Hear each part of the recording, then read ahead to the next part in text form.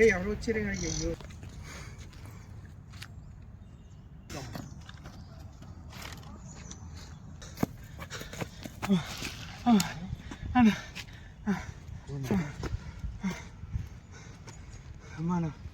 మన బెటాలియన్ ఎంత చక్కగా తినేవాళ్ళం అన్న, ఎంత హాయిగా ఉండేవాళ్ళం అన్న, తిన్నదానికి వంకలు పెట్టేవాళ్ళం అన్న. కృష్ణ వండుతూ ఉంటే తిని ఎక్సర్సైజులు చేసి ఒళ్ళు పెంచుకొని హాయిగా ఉండేవాళ్ళం. కానీ ఇక్కడ కనీసం మంచినీళ్ళు తాగుదామని వెళ్ళానన్న,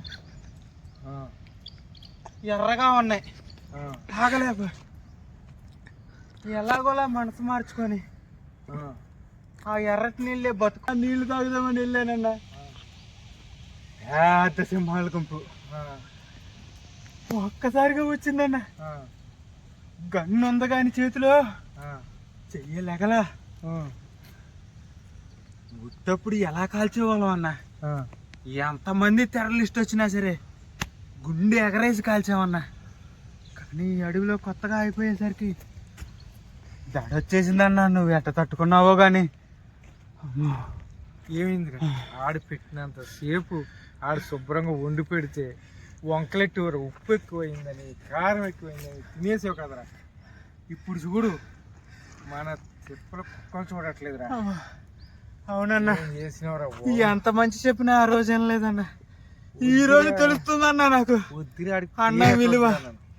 కనీసం దుంపలు తవ్వుకుందామని వెళ్తే కుందేళ్ళ కోసం సింహాలు కాసుకొని ఉంటున్నాయి అన్న, అవి కూడా తవ్వుకోలేకపోతున్నామన్నా.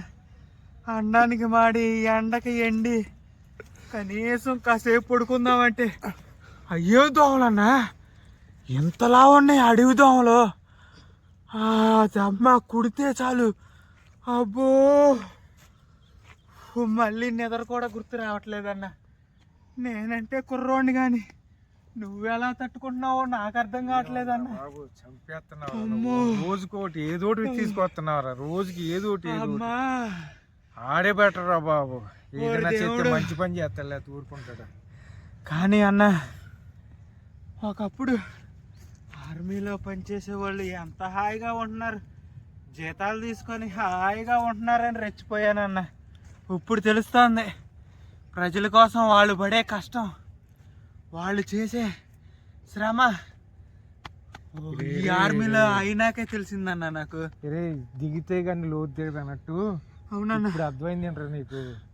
అవునన్నా, రాళ్ళలోని రప్పల్లోని అవునన్నా మాట్లాడుకున్నావు ఏంటరా. ట్రైనింగ్ లోనే సగం చచ్చిపోతావు. అలా దూకేటప్పుడు అన్న